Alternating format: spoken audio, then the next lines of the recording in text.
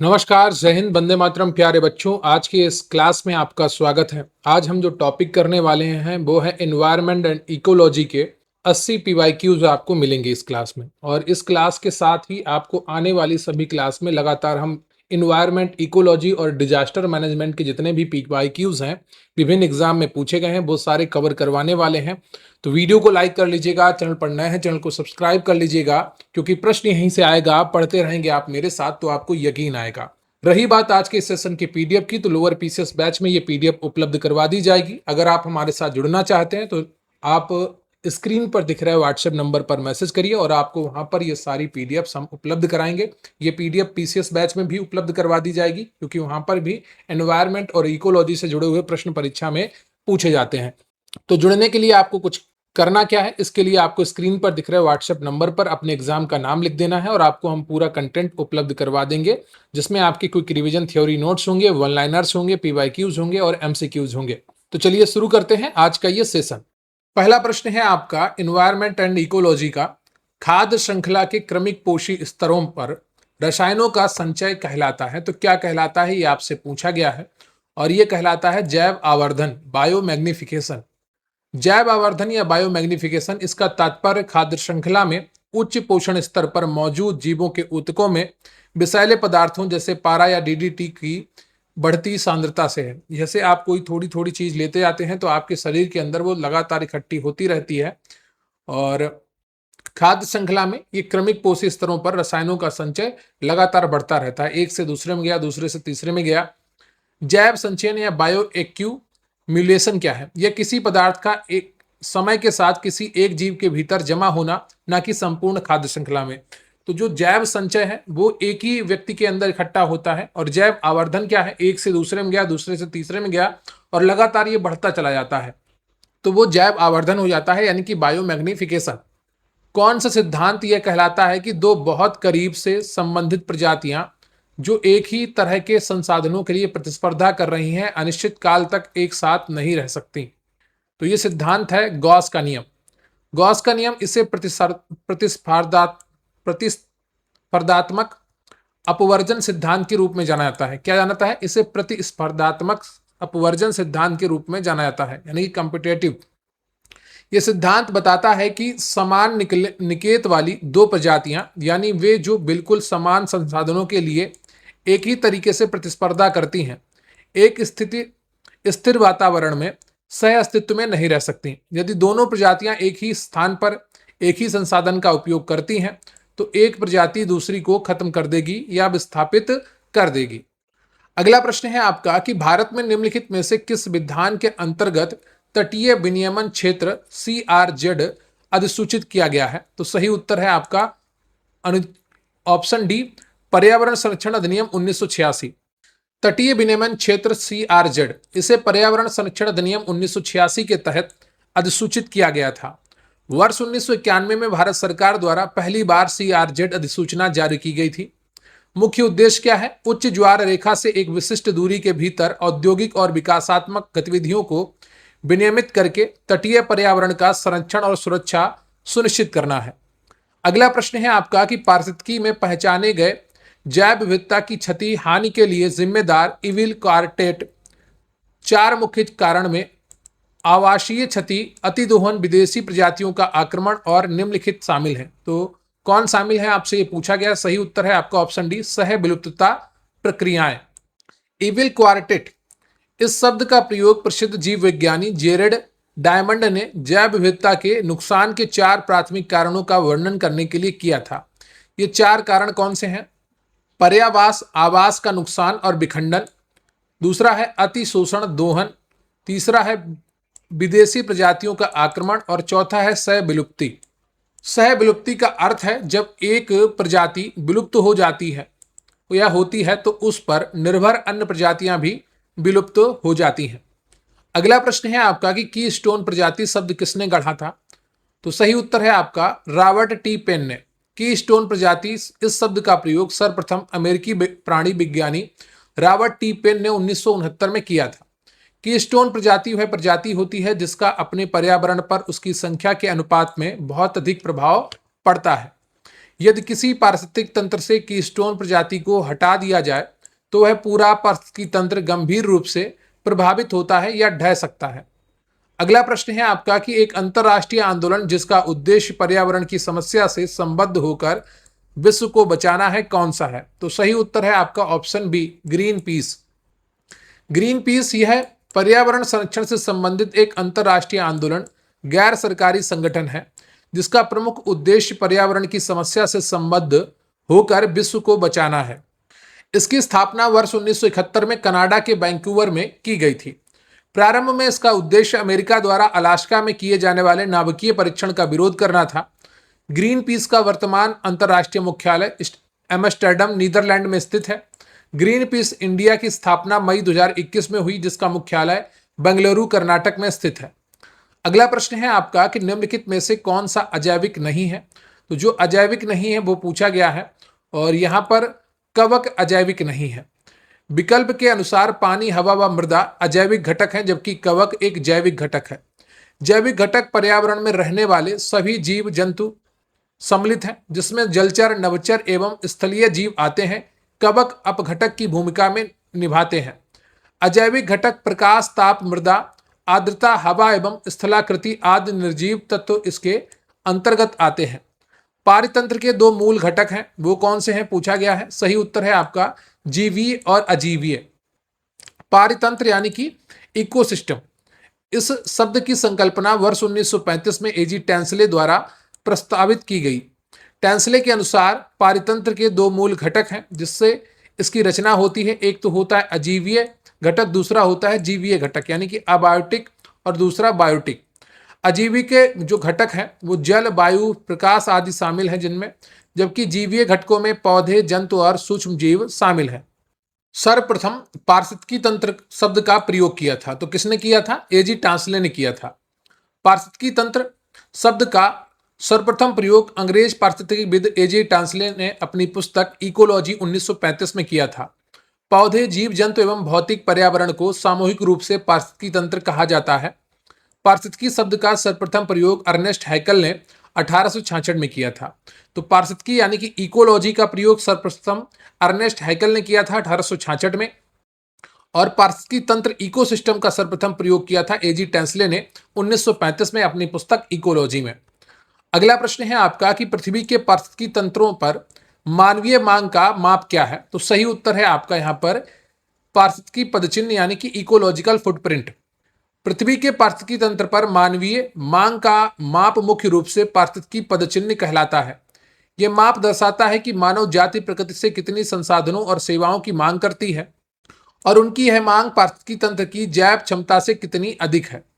यह पृथ्वी के संसाधनों के उपयोग और उनके पुनर्जनन की दर के बीच संतुलन को समझने में मदद करता है। अगला प्रश्न है आपका कि निम्नलिखित में से कौन सा जीव पारिस्थितिकी तंत्र में अपघटक के रूप में कार्य करता है? तो सही उत्तर है आपका ऑप्शन ए, बैक्टीरिया और कवक। जीव पारिस्थितिकी तंत्र में बैक्टीरिया और कवक अपघटक के रूप में कार्य करते हैं। यह मृत कार्बनिक पदार्थों को तोड़कर तत्वों और अणुओं के मुक्त करते हैं और उनका पुनर्चक्रण करते हैं जिससे पोषक तत्व वापस मिट्टी में आ जाते हैं, जिससे पौधे और अन्य जीव उन्हें पुनः प्राप्त कर सकते हैं।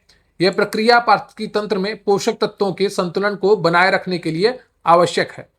अगला प्रश्न है आपका कि घास के मैदान पारिस्थितिकी तंत्र में पारिस्थितिकी पिरामिड का प्रकार क्या है? तो हॉरिजॉन्टल, इन्वर्टेड, बोथ या सीधा। तो सही उत्तर है आपका यहां पर ऑप्शन डी, सीधा। घास के मैदान पारिस्थितिकी तंत्र में पारिस्थितिकी पिरामिड सदैव सीधा बनता है, ठीक है, अपराइट बनता है। इसमें सबसे नीचे उत्पादकों घास की संख्या बहुत अधिक होती है, उसके ऊपर अपेक्षाकृत कम संख्या में प्राथमिक उपभोक्ता शाकाहारी जीव होते हैं। सबसे ऊपर मांसाहारी जीवों की संख्या और भी कम होती जाती है जिससे पिरामिड का आकार सीधा बनता है।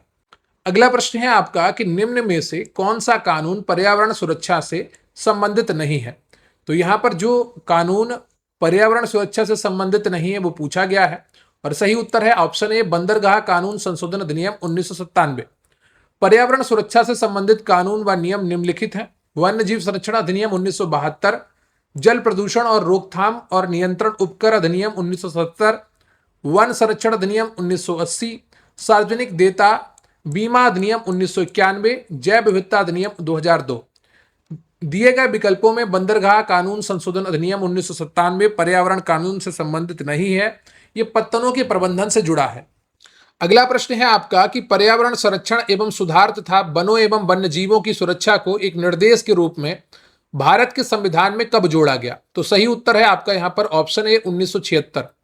पर्यावरण संरक्षण एवं सुधार तथा वनों और वन्य जीव की सुरक्षा को एक निर्देश के रूप में भारत के संविधान में 1976 में 42वें संविधान संशोधन द्वारा जोड़ा गया था।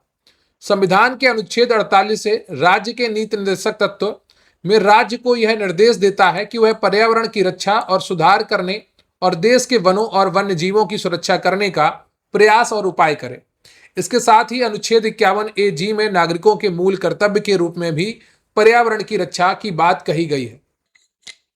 अगला प्रश्न है आपका कि पारिस्थितिकी तंत्र से संबंधित निम्नलिखित में से कौन से कथन सही हैं? 3 कथन दिए गए हैं। गैर जैव निम्नीकरणीय पदार्थ पारिस्थितिकी तंत्र के विभिन्न सदस्यों को हानि पहुंचाते हैं। दूसरा है गैर जैव निम्नीकरणीय पदार्थ जैविक प्रक्रियाओं द्वारा विघटित हो जाते हैं।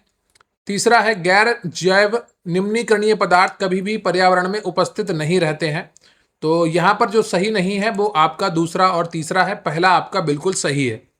पारिस्थितिकी तंत्र एक निश्चित क्षेत्र में उपस्थित सजीव एवं निर्जीव वस्तुओं का समूह है जिनके साथ वे अंतः क्रिया करते हैं।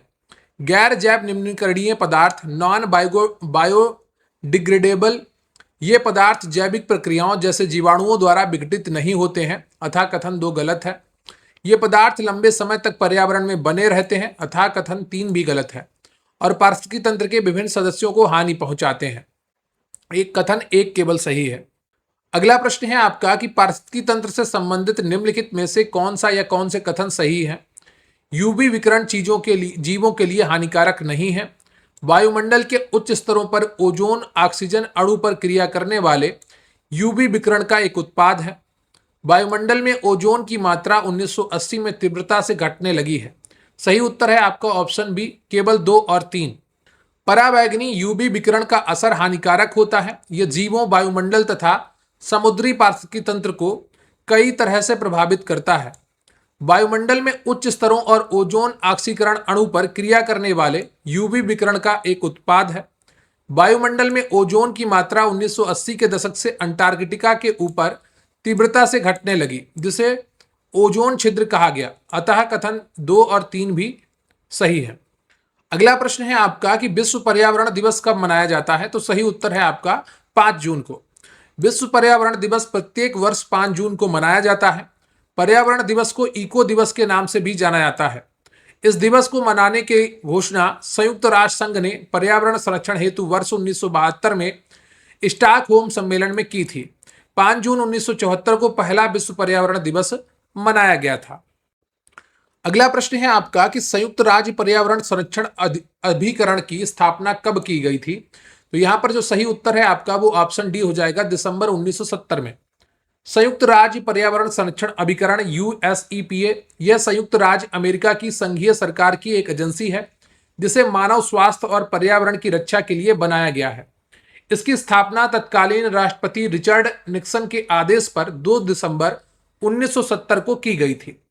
यह एजेंसी पर्यावरणीय कानूनों को लागू करने और पर्यावरण संबंधी नीतियां बनाने का कार्य करती है। अगला प्रश्न है आपका कि पर्यावरण अध्ययन के संदर्भ में CER किसे संदर्भित करता है? तो यहां पर जो सही उत्तर है आपका ऑप्शन ए है, सर्टिफाइड इमिशन रिडक्शन को।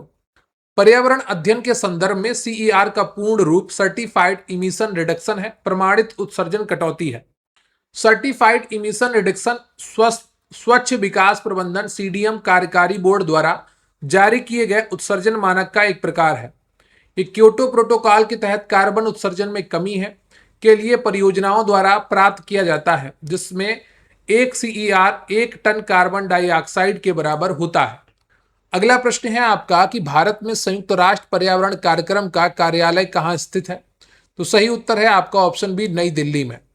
भारत में UNEP का कार्यालय यह नई दिल्ली में स्थित है। UNEP यानी कि यूनाइटेड नेशंस एनवायरनमेंट प्रोग्राम संयुक्त राष्ट्र की एक एजेंसी है जो विश्व भर में पर्यावरण संबंधी गतिविधियों का निमंत्रण और समन्वय करती है। इसकी स्थापना 5 जून 1972 में संयुक्त राष्ट्र मानव पर्यावरण सम्मेलन स्टॉकहोम सम्मेलन के परिणाम स्वरूप की गई थी। इसका वैश्विक मुख्यालय नैरोबी केन्या में स्थित है। अगला प्रश्न है आपका कि भारत ने रिक्त स्थान में पहली बार क्योटो प्रोटोकॉल पर हस्ताक्षर किए और अपना समर्थन दिया। तो सही उत्तर है आपका ऑप्शन सी, अगस्त 2002। क्योटो प्रोटोकॉल यह एक अंतर्राष्ट्रीय समझौता है जो UNFCCC से संबंध है। यह ग्रीन हाउस गैसों के उत्सर्जन को कम करने से संबंधित है। यह जापान के क्योटो शहर में 11 दिसंबर 1997 को अपनाया गया था और 16 फरवरी 2005 को पूर्ण रूप से प्रभावी हुआ। भारत ने 26 अगस्त 2002 को क्योटो प्रोटोकॉल पर हस्ताक्षर कर अपना अनुसमर्थन दिया था। अगला प्रश्न है आपका कि 1998 में अनुमोदित कौन सा कन्वेंशन पीड़क नाशियों और खतरनाक रसायनों के वैश्विक व्यापार में साझा जवाबदेही और सहयोग को प्रोत्साहित करके पर्यावरण एवं मानव स्वास्थ्य की सुरक्षा का प्रयास करता है। तो सही उत्तर है आपका यहां पर option B, Rotterdam convention. Rotterdam convention 1998 में अनुमोदित और पर्यावरण व मानव स्वास्थ्य की रक्षा करने वाला यह कन्वेंशन है। ये खतरनाक रसायनों और कीटनाशकों के अंतर्राष्ट्रीय व्यापार में देशों के बीच साझा जवाबदेही और सहयोग को बढ़ावा देता है। इसे 10 सितंबर 1998 को अपनाया गया था और यह 24 फरवरी 2004 से प्रभावी हुआ। अगला प्रश्न है आपका कि जैव विविधता पर कन्वेंशन CBD किस वैश्विक सम्मेलन का परिणाम था। तो सही उत्तर है आपका ऑप्शन बी, पृथ्वी शिखर सम्मेलन 1992। जैव विविधता पर कन्वेंशन CBD यह 1992 में रियो डी जनेरियो में आयोजित पृथ्वी शिखर सम्मेलन का एक प्रमुख परिणाम था। यह सम्मेलन संयुक्त राष्ट्र पर्यावरण और विकास सम्मेलन के तहत आयोजित हुआ था। CBD का मुख्य उद्देश्य जैव विविधता का संरक्षण, इसके घटकों का सतत उपयोग और आनुवांशिक संसाधनों से प्राप्त लाभों का उचित और समान बंटवारा सुनिश्चित करना है। अगला प्रश्न है आपका कि पर्यावरण की गुणवत्ता के संरक्षण एवं सुधार के लिए पर्यावरण संरक्षण अधिनियम किस वर्ष लागू हुआ था। तो सही उत्तर है आपका वर्ष 1986। पर्यावरण की गुणवत्ता के संरक्षण एवं सुधार के लिए पर्यावरण संरक्षण अधिनियम वर्ष 1986 में लागू हुआ। यह अधिनियम मुख्य रूप से मई 1986 में अधिनियमित किया गया था और 19 नवंबर 1986 को लागू हुआ। इसका मुख्य उद्देश्य पर्यावरण संरक्षण और प्रदूषण नियंत्रण से संबंधित मुद्दों को संबोधित करते हुए पर्यावरणीय संसाधनों की सुरक्षा और वृद्धि के लिए कानूनी ढांचा प्रदान करना है। भोपाल गैस त्रासदी के बाद इस जो अधिनियम है उसको लाया गया था।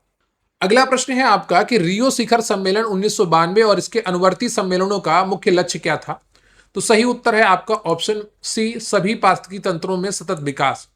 रियो शिखर सम्मेलन 1992 पृथ्वी सम्मेलन जिसे कहा जाता है, इस सम्मेलन का मुख्य लक्ष्य पर्यावरण और विकास के मुद्दों पर अंतर्राष्ट्रीय कार्रवाई के लिए एक व्यापक एजेंडा तैयार करना था। इसका मुख्य उद्देश्य वैश्विक पर्यावरणीय मुद्दों को समाधान करना तथा सतत विकास को बढ़ावा देना था। अगला प्रश्न है आपका कि 1992 में पृथ्वी शिखर सम्मेलन के दौरान सतत विकास के उद्देश्य से पारित एक घोषणा एजेंडा 21 में 21 का अर्थ क्या है। तो सही उत्तर है आपका 21वीं शताब्दी। एजेंडा 21 1992 में ब्राजील के रियो डी जनेरियो में आयोजित पृथ्वी शिखर सम्मेलन में पारित किया गया था। यह सतत विकास के संबंध में संयुक्त राष्ट्र की एक गैर बाध्यकारी स्वेच्छा से लागू की जाने वाली कार्य का योजना है। इसमें एजेंडा 21 का अर्थ 21वीं शताब्दी में पारिस्थितिकी और आर्थिक विकास को बल प्रदान करना है। अगला प्रश्न है आपका कि UNEP का पूर्ण रूप क्या है। बहुत आसान प्रश्न है आपके लिए। United Nations environment programme. UNEP इसका पूर्ण रूप यूनाइटेड नेशंस एनवायरनमेंट प्रोग्राम है। यह संयुक्त राष्ट्र की एक एजेंसी है जो पर्यावरण से संबंधित गतिविधियों का समन्वय करती है। इसकी स्थापना वर्ष 1972 में संयुक्त राष्ट्र मानव पर्यावरण सम्मेलन के परिणाम स्वरूप की गई थी। इसका मुख्यालय नैरोबी केन्या में स्थित है। अगला प्रश्न है आपका कि 1987 में UNEP क्लोरोफ्लोरोकार्बन के उत्पादन को 1986 के स्तर पर रोकने के लिए एक समझौता करने में सफल रहा। UNEP का पूर्ण रूप क्या है। तो अभी ऊपर भी आपसे UNEP का पूर्ण रूप पूछा गया था, फिर दोबारा पूछा गया है। ये PYQs हैं तो आपके लिए आसान है PYQs से तैयारी करना। यूनाइटेड नेशंस एनवायरनमेंट प्रोग्राम 1987 में UNEP के प्रयासों से मॉन्ट्रियल प्रोटोकॉल पर हस्ताक्षर किए गए थे, जिसका उद्देश्य ओजोन परत को नुकसान पहुंचाने वाले पदार्थों CFC के उत्पादन और खपत को कम करना है। अगला प्रश्न है आपका कि 1987 में संयुक्त राष्ट्र पर्यावरण कार्यक्रम सीएफसी उत्पादन को के स्तर पर सीमित रखने के लिए सर्वानुमति प्राप्त करने में सफल रहा है। तो सही उत्तर है आपका ए 1986। 1987 में मॉन्ट्रियल प्रोटोकॉल के तहत संयुक्त राष्ट्र पर्यावरण कार्यक्रम सीएफसी उत्पादन को 1986 के स्तरों पर सीमित रखने के लिए सर्वानुमति प्राप्त करने में सफल रहा है। इसका मुख्य उद्देश्य ओजोन परत का क्षरण रोकना था। अगला प्रश्न है आपका कि निम्नलिखित में से किसका संबंध वैश्विक पर्यावरणीय समस्याओं को कम करने से है। तो यहाँ पर जो सही उत्तर है आपका वो हो जाएगा option A UNCED, united nations conference on environment and development. जून 1992 में रियो डी जेनेरियो में आयोजित संयुक्त राष्ट्र पर्यावरण एवं विकास सम्मेलन को पृथ्वी सम्मेलन के रूप में जाना जाता है। इसका संबंध वैश्विक पर्यावरणीय समस्याओं को कम करने और सतत विकास पर जोर देने से है। यूनिसेफ का संबंध बच्चों से है, यूएनसीटीएडी व्यापार से और यूनेस्को का संबंध शिक्षा संस्कृति से है। अगला प्रश्न है आपका कि संयुक्त राष्ट्र द्वारा पर्यावरण एवं विकास पर की गई घोषणा को मंजूरी किस वर्ष दी गई थी। तो सही उत्तर है आपका यहाँ पर ऑप्शन ए 1992 में। संयुक्त राष्ट्र द्वारा पर्यावरण एवं विकास पर की गई घोषणा को मंजूरी वर्ष 1992 में दी गई थी। इसे रियो घोषणा या पृथ्वी शिखर सम्मेलन के रूप में भी जाना जाता है। अगला प्रश्न है आपका कि पर्यावरण की रक्षा के लिए पहला आधिकारिक अंतर्राष्ट्रीय कदम निम्नलिखित में से कौन सा था। तो सही उत्तर है आपका यहाँ पर ऑप्शन सी स्टॉकहोम सम्मेलन।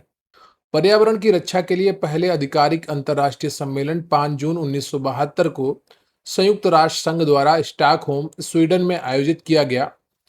इसमें 119 देशों ने भाग लिया था और एक ही धरती के सिद्धांत को सर्वमान्य तरीके से मान्यता प्रदान की गई थी। इसी सम्मेलन में प्रतिवर्ष 5 जून को विश्व पर्यावरण दिवस मनाने की घोषणा की गई थी और यूएनईपी का शुभारंभ हुआ था। 1992 में ब्राजील में आयोजित हुई United nations conference on environment and development को किस नाम से जाना जाता है। तो सही उत्तर है आपका यहाँ पर ऑप्शन बी पृथ्वी शिखर सम्मेलन। पर्यावरण और विकास पर संयुक्त राष्ट्र सम्मेलन को पृथ्वी शिखर सम्मेलन अथवा रियो शिखर सम्मेलन के रूप में जाना जाता है। यह रियो डी जेनेरियो ब्राजील में 3 जून से 14 जून 1992 तक आयोजित एक प्रमुख संयुक्त राष्ट्र सम्मेलन था।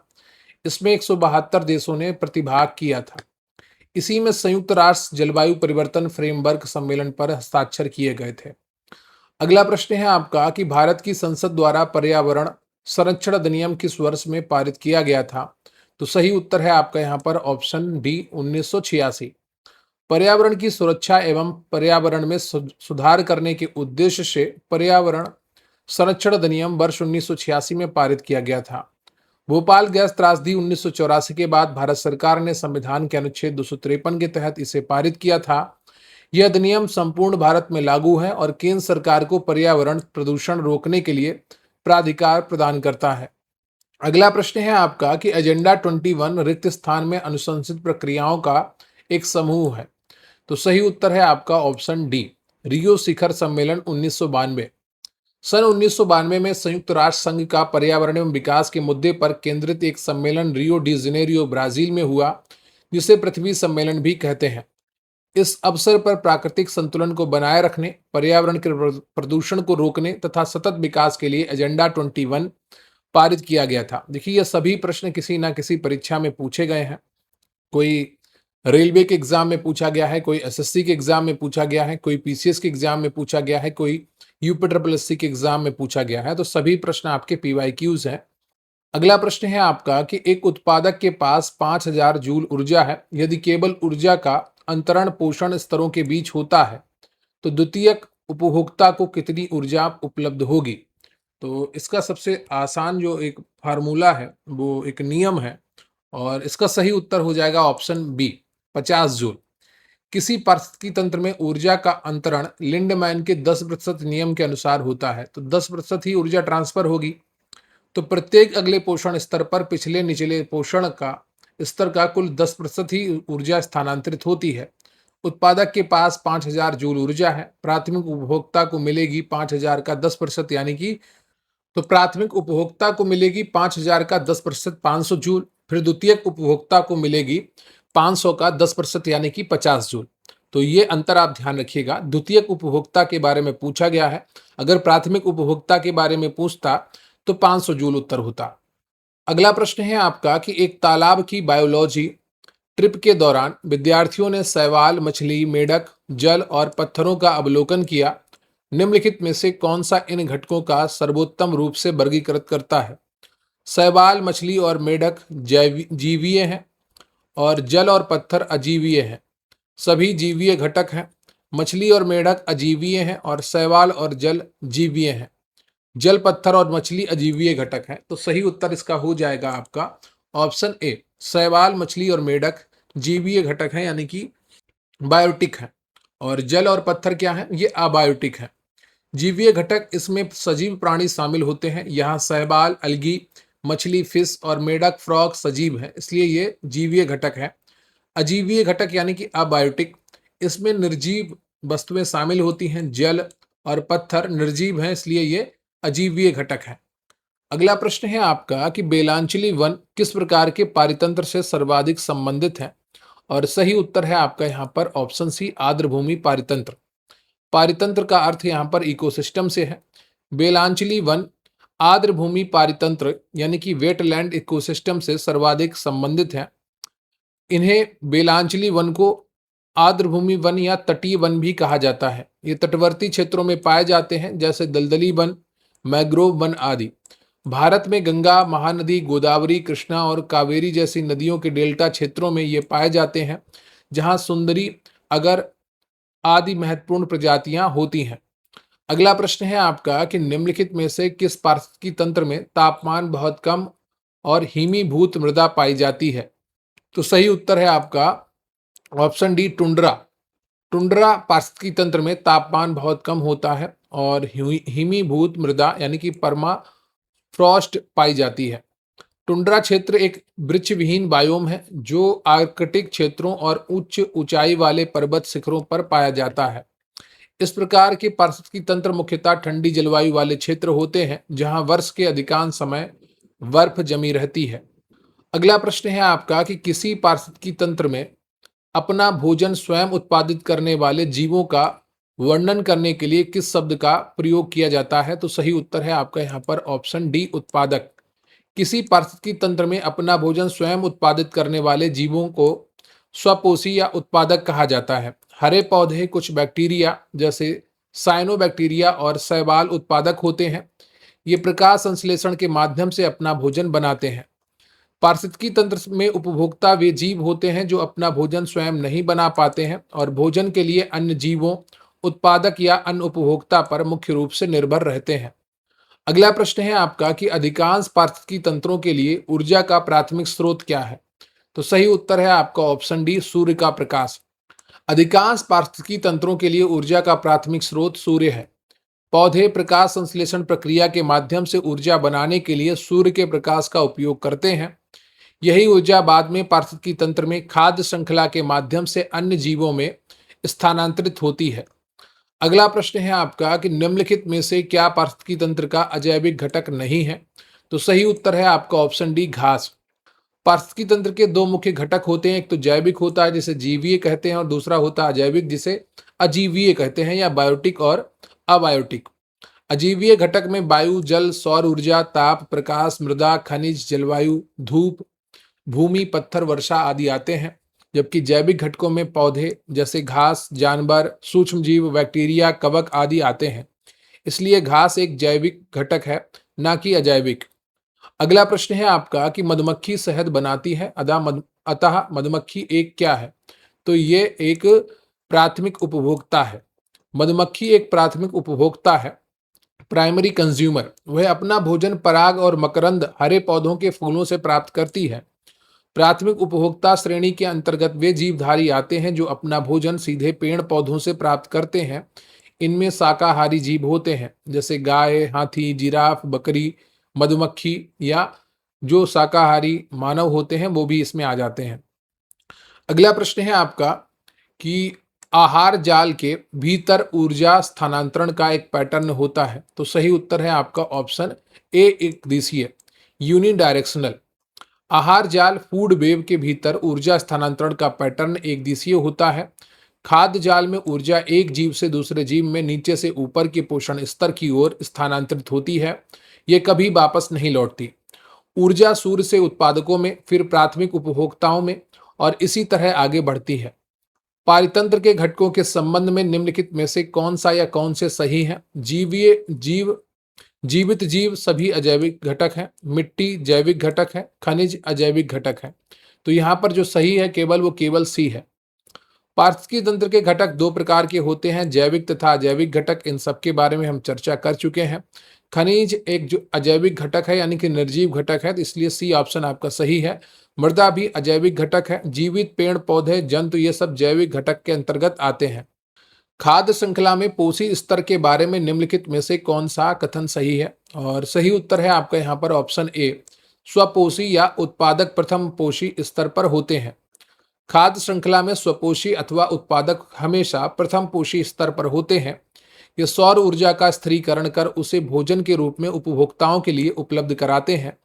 शाकाहारी प्राथमिक उपभोक्ता द्वितीय पोषी स्तर पर आते हैं। छोटे मांसाहारी द्वितीयक उपभोक्ता होते हैं, ये तृतीय पोषी स्तर पर आते हैं। और बड़े मांसाहारी तृतीयक उपभोक्ता होते हैं जो चतुर्थ पोषी स्तर का निर्माण करते हैं।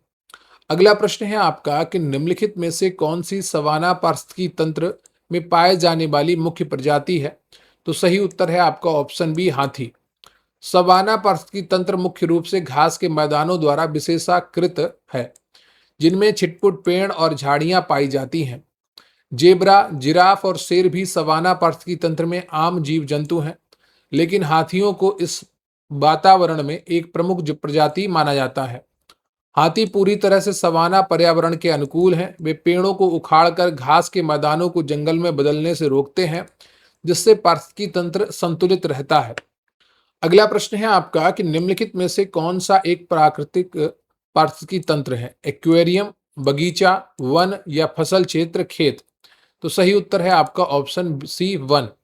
प्राकृतिक पारिस्थितिकी तंत्र वह होता है जो प्राकृतिक रूप से बना होता है और जिसमें मानव का कोई हस्तक्षेप नहीं होता है। वन एक प्राकृतिक पारिस्थितिकी तंत्र है। एक्वेरियम, बगीचा और फसल क्षेत्र जो खेत है, मानव निर्मित यानी कि कृत्रिम पारिस्थितिकी तंत्र के उदाहरण है, पारितंत्र के उदाहरण है, इकोसिस्टम के उदाहरण है। अगला प्रश्न है आपका कि उद्यान एक पारिस्थितिकी तंत्र है क्योंकि रिक्त स्थान। सही उत्तर है आपका ऑप्शन सी, इसमें रहने वाले जीव एक दूसरे के साथ परस्पर क्रिया करते हैं और अजैविक घटकों से प्रभावित होते हैं। उद्यानों को पारिस्थितिकी तंत्र इसलिए कहा जाता है क्योंकि इसमें रहने वाले जीव एक दूसरे के साथ परस्पर क्रिया करते हैं। साथ ही वे अजैविक घटकों जैसे प्रकाश, जल, मिट्टी, तापमान से भी प्रभावित होते हैं। यह जैविक और अजैविक घटकों का एक समग्र रूप होता है जहां परस्पर निर्भरता देखी जाती है। अगला प्रश्न है आपका कि निम्नलिखित में से कौन सी श्रेणी उपभोक्ताओं का वर्ग नहीं है? सही उत्तर है आपका ऑप्शन बी, उत्पादक। पारिस्थितिकी तंत्र में उत्पादक वे जीव होते हैं जो अपना भोजन स्वयं बनाते हैं, जैसे हरे पौधे, शैवाल। वे उपभोक्ता नहीं है।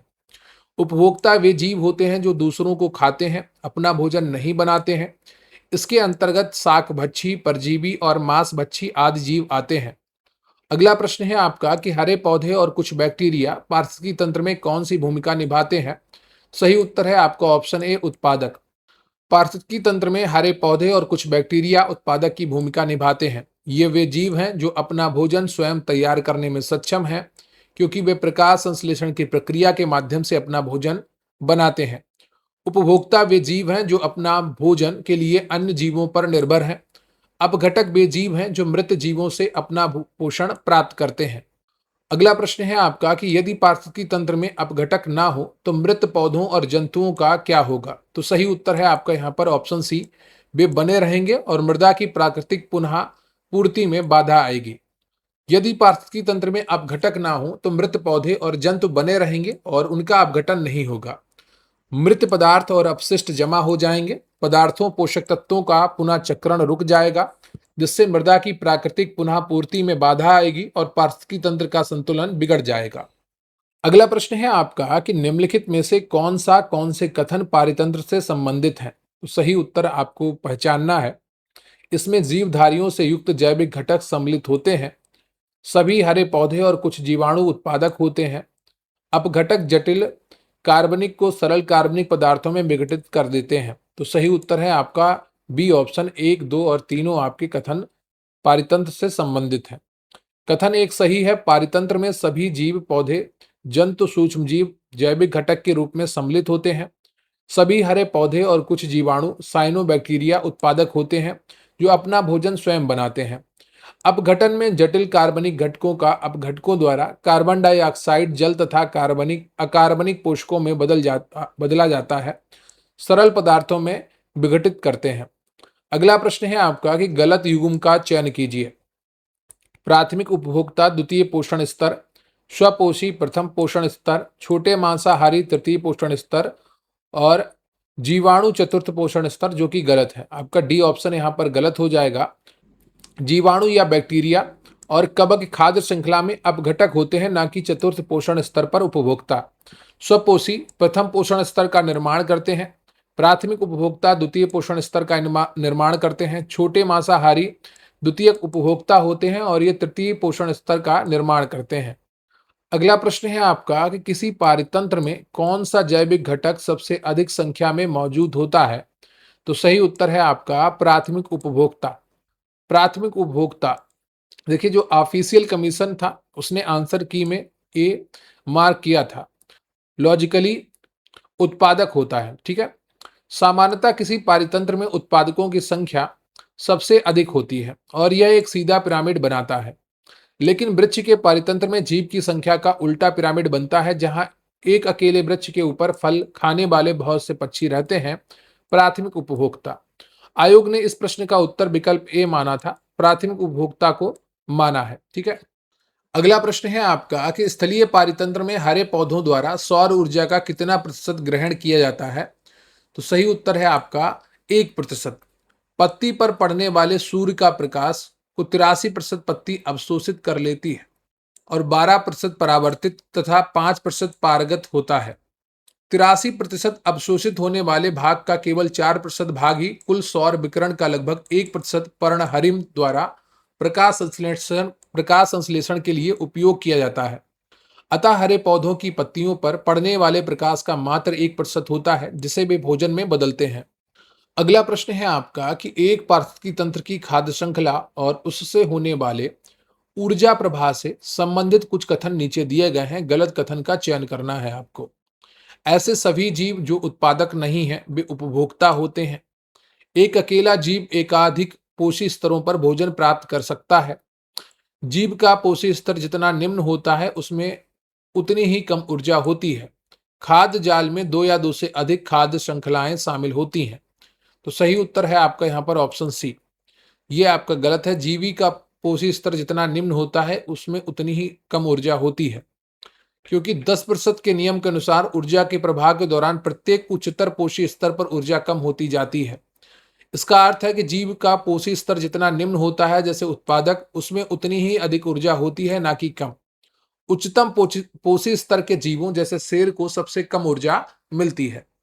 अगला प्रश्न है आपका कि पारिस्थितिकी तंत्र में विभिन्न पोषी स्तरों के माध्यम से ऊर्जा प्रवाह रिक्त स्थान की तरफ होता है। प्रत्येक उच्चतर पोषी स्तर के साथ बढ़ता जाता है, प्रत्येक उच्चतर पोषी स्तर के साथ कम होता जाता है। तो सही उत्तर है आपका ऑप्शन बी। पारिस्थितिकी तंत्र में विभिन्न पोषी स्तरों के माध्यम से ऊर्जा प्रवाह प्रत्येक उच्चतर पोषी स्तर के साथ कम होता जाता है। लिंडमैन के 10% नियम के अनुसार एक पोषण स्तर से दूसरे पोषण स्तर में मात्र 10% ऊर्जा ही स्थानांतरित होती है। शेष 90% ऊर्जा श्वसन एवं अन्य जैविक कार्यों में खर्च होती जाती है। अगला प्रश्न है आपका कि इनमें से कौन सा एक कृत्रिम पारिस्थितिकी तंत्र है जो मानव निर्मित है? तो फसली खेत, डी ऑप्शन आपका सही है। क्रॉप फील्ड जो होती है कृत्रिम पारिस्थितिकी तंत्र का उदाहरण है जो मानव निर्मित होता है, जबकि वन, तालाब, झील प्राकृतिक पारिस्थितिकी तंत्र हैं जो प्रकृति द्वारा स्वयं संचालित होते हैं। कृत्रिम पारिस्थितिकी तंत्र एक ऐसा क्षेत्र है जहां पौधे, जानवर या अन्य जीव, इसके साथ मौसम व परिदृश्य को मानव द्वारा नियंत्रित और प्रबंधित किया जाता है। अगला प्रश्न है आपका कि पर्यावरण के विभिन्न घटकों के बीच ऊर्जा के प्रवाह के संबंध में निम्नलिखित में से कौन सा कथन गलत है? तो सही उत्तर है आपका ऑप्शन डी। हरे पौधे पत्तियों पर पड़ने वाली और सौर ऊर्जा में से लगभग 10% को अवशोषित करते हैं, ये गलत है। ठीक है, प्रत्येक पोषी स्तर पर मौजूद कार्बनिक पदार्थों की मात्रा 10% होती है, सही है। ऊर्जा प्रवाह का जो ऊर्जा का प्रवाह है एक दिशीय होता है, यह भी सही है। प्रत्येक पोषी स्तर पर्यावरण में ऊष्मा के रूप में कुछ ऊर्जा का क्षय करता है, यह भी सही है। कथन डी गलत है, क्यों? पर्यावरण के विभिन्न घटकों के बीच ऊर्जा प्रवाह के संबंध में यह कथन असत्य है, क्योंकि हरे पौधे अपनी पत्तियों पर पड़ने वाले सूर्य के प्रकाश की ऊर्जा का लगभग 1% ग्रहण करते हैं और इसे प्रकाश संश्लेषण के माध्यम से रासायनिक ऊर्जा में परिवर्तित करते हैं, ना कि 10%। बाकी कथन ऊर्जा प्रवाह और 10% के नियम के संदर्भ में सही है।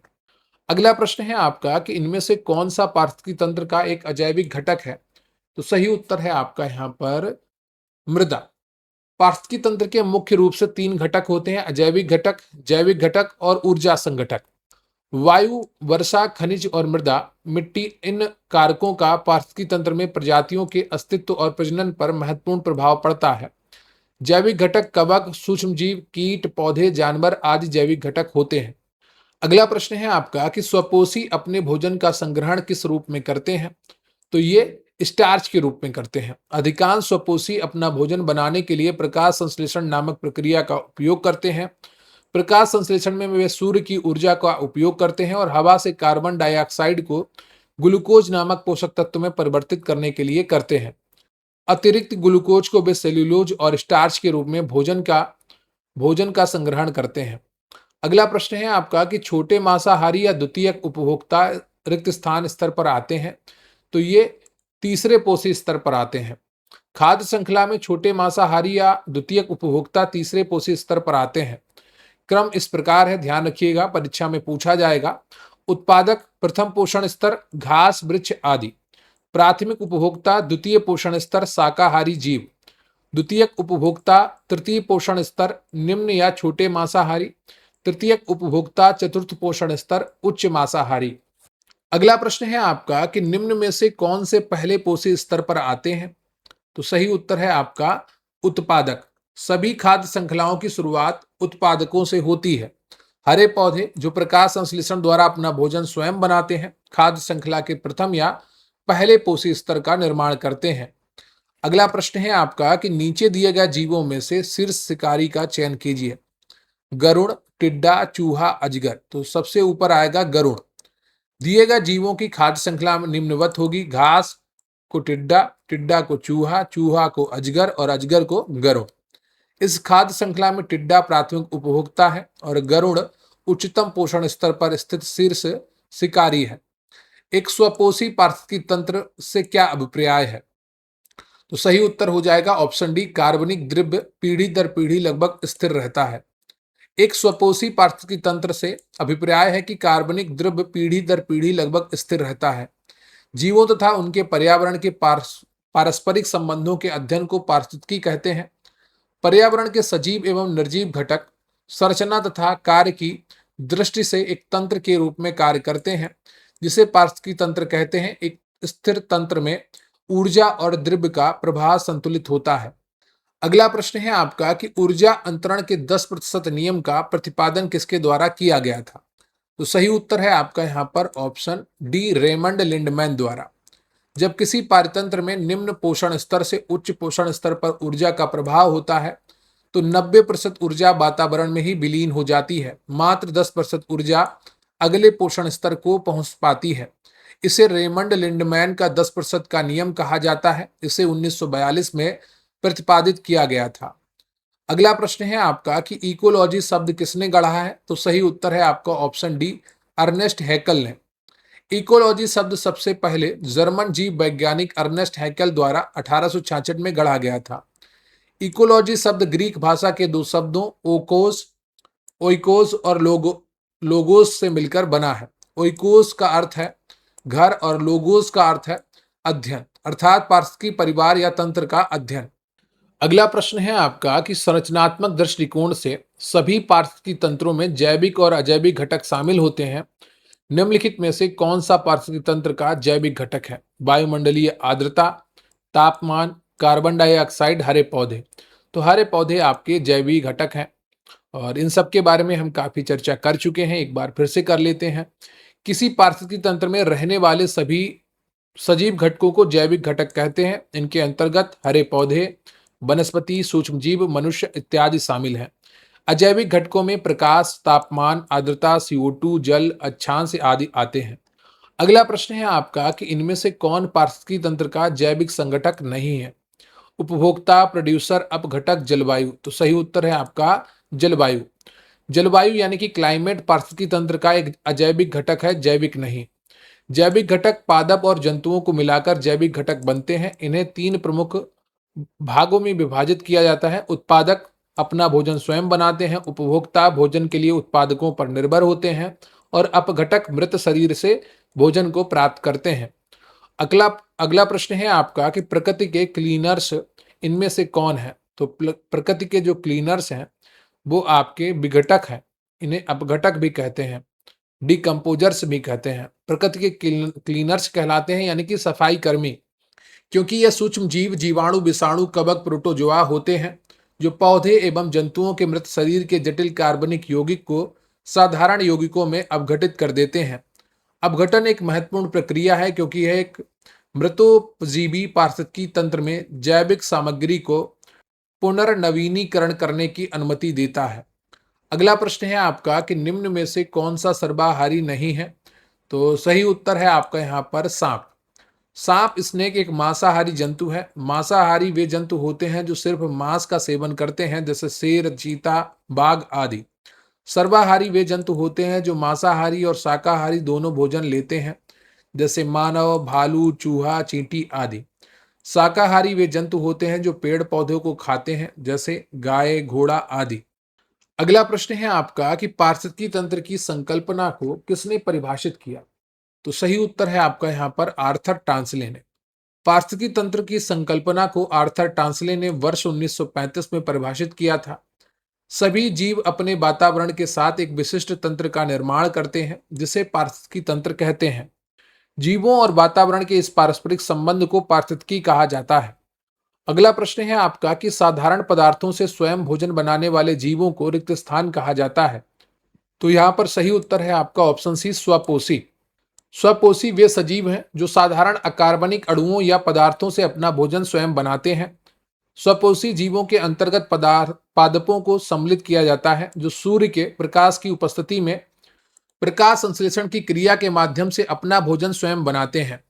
जो जीव अपने भोजन के लिए अन्य जीवों पर निर्भर रहते हैं उन्हें परपोषी या हेट्रोट्रॉप्स कहा जाता है, जैसे मनुष्य, कुत्ता, बिल्ली इत्यादि। अगला प्रश्न है आपका कि रासायनिक तत्वों विशेष रूप से नाइट्रोजन, फास्फोरस मिश्रित यौगिक तत्वों से पारिस्थितिकी तंत्र इकोसिस्टम की संपन्नता को रिक्त स्थान कहते हैं। तो यहाँ पर जो सही उत्तर है आपका वो ए हो जाएगा, यूट्रोफिकेशन। रासायनिक तत्वों विशेष रूप से नाइट्रोजन तथा फास्फोरस मिश्रित यौगिक तत्वों से पारिस्थितिकी तंत्र की संपन्नता को सुपोषण कहते हैं, यूट्रोफिकेशन। इनकी अधिक मात्रा के कारण जलीय निकाय के अवयवों का विकास अधिक होता है, जैसे शैवाल, तथा पानी में घुली हुई ऑक्सीजन के जमाव में कमी होती है जो जलीय जीवों के लिए हानिकारक है। सुपोषण के रिक्त स्थान के कारण होता है। तो सही उत्तर है आपका नाइट्रेट और फास्फेट के कारण यूट्रोफिकेशन होता है, यानी कि सुपोषण होता है। जल में जैविक एवं अजैविक पोषक तत्वों के सांद्रण में वृद्धि को सुपोषण कहते हैं। सिंथेटिक डिटर्जेंट, घरेलू सीवेज, कृषि में प्रयुक्त रसायनों के बहाव और औद्योगिक अपशिष्ट पदार्थों से प्राप्त होने वाले नाइट्रेट और फास्फेट इसके मुख्य कारण है। इससे शैवाल, सूक्ष्मजीवों की अप्राकृतिक वृद्धि होती है और जल में ऑक्सीजन की कमी हो जाती है, जिससे जलीय जंतुओं की मृत्यु होती है। अगला प्रश्न है आपका कि उन पशुओं को क्या कहा जाता है जो पौधों और पशुओं दोनों को खाते हैं? तो उन्हें कहा जाता है सर्वाहारी। जो पशु केवल पौधे व वनस्पतियों से अपना भोजन ग्रहण करते हैं उन्हें शाकाहारी कहते हैं, हर्बीवोरस। और जो केवल मांस पर निर्भर रहते हैं अर्थात पशुओं से अपना भोजन प्राप्त करते हैं उन्हें मांसाहारी कहते हैं, कार्निवोरस। एवं जो पशु पौधे एवं पशुओं दोनों पर भोजन ग्रहण करते हैं उन्हें सर्वाहारी कहते हैं, यानी कि ओमनीवोरस। वह संकीर्ण क्षेत्र जहां भूमि, जल और वायु मिलते हैं उसे क्या कहा जाता है? तो उसे कहा जाता है जैव मंडल। वह संकीर्ण क्षेत्र जहां भूमि, जल और वायु मिलते हैं उसे जैव मंडल कहा जाता है। जैव मंडल पृथ्वी की सतह पर या उसके आसपास का वह स्थान है जहां जीवित जीव रहते हैं। यह मुख्य रूप से स्थल मंडल, वायुमंडल एवं जल मंडल में विभाजित है। अगला प्रश्न है आपका कि उस प्रकार के पोषण का नाम बताएं जिसमें जीव अपना पोषण मृत और विघटनशील पदार्थों में विलयन के रूप में प्राप्त करते हैं। तो यहां पर जो सही उत्तर है आपका वो हो जाएगा ऑप्शन डी, मृत जीवी पोषण। पोषण की वह प्रक्रिया जिसमें जीव मृत जंतुओं और पौधों के शरीर से अपना भोजन अपने शरीर की सतह द्वारा घुलित कार्बनिक पदार्थों के रूप में अवशोषित करते हैं, उसे मृत जीवी पोषण यानी कहते हैं। Saprophytic nutrition. इसके उदाहरण है कवक, फंगी, बैक्टीरिया तथा कुछ प्रोटोजोआ। ये मृत पदार्थों का अपघटन कर पारिस्थितिकी तंत्र को साफ रखने में अहम भूमिका निभाते हैं। तो वीडियो को लाइक कर लीजिएगा, चैनल पर नया है चैनल को सब्सक्राइब कर लीजिएगा और अच्छे अच्छे कमेंट करते रहा करिए और अपने दोस्तों के साथ भी वीडियो शेयर करिएगा। कमेंट बॉक्स में बताइएगा कि आज का ये सेशन आपको कैसा लगा। आज आपने 80 प्रश्न किए हैं और आगे भी हम आपको लगातार प्रश्नों की श्रृंखला जारी रखेंगे और कोशिश करेंगे तकरीबन आपको 400 से 500 PYQs करवा दिए जाएं एनवायरनमेंट और इकोलॉजी और डिजास्टर मैनेजमेंट के, जिससे आपकी तैयारी बहुत अच्छी हो जाएगी लोअर PCS के लिए और यूपी की अन्य सभी परीक्षाएं जहां पर इन्वायरमेंट और इकोलॉजी आपका सब्जेक्ट रखा गया है। तो वीडियो को लाइक कर लिया होगा, नहीं किया है तो कर लीजिए, अच्छे अच्छे कमेंट किया करिए। आपके कमेंट्स हमारे लिए ऊर्जा का काम करते हैं। आपके कमेंट के बिना लगता है कि मेहनत अधूरी रह गई है। तो कमेंट अच्छे अच्छे करते रहा करिए, आपका संबंध हमारे साथ बना रहेगा, हमारा संबंध आपके साथ बना रहेगा, दोनों तरफ से लेन देन चलता रहेगा तो अच्छा रहेगा। रही बात आज के इस सेशन की PDF की, तो लोअर PCS बैच में और यूपी PCS बैच में ये PDF उपलब्ध करवा दी जाएगी। अगर आप भी हमारे साथ जुड़ना चाहते हैं तो स्क्रीन पर आपको व्हाट्सएप नंबर दिख रहा होगा, वहां पर जाकर आप मैसेज करिए और अपने एग्जाम का नाम लिखिए। हम आपको पूरा कंटेंट उपलब्ध कराएंगे जिसमें आपके क्विक रिवीजन थ्योरी नोट्स होंगे, PYQs होंगे, MCQs होंगे और बहुत सारे वन लाइनर्स होंगे जिनके द्वारा आपकी तैयारी बहुत आसान हो जाएगी और एग्जाम ओरिएंटेड हो जाएगी, जिससे आपको परीक्षा में काफी लाभ मिलेगा और आप एक अच्छा स्कोर कर पाएंगे जिससे आप सफलता की मंजिल को पा सकें। तो आज के लिए बस इतना ही। अपना ख्याल रखिए और निरंतर परिश्रम करते रहिए, बड़े सपने देखिए और उनको हासिल करने के लिए मेहनत भी करते रहिए। जय हिंद, जय भारत।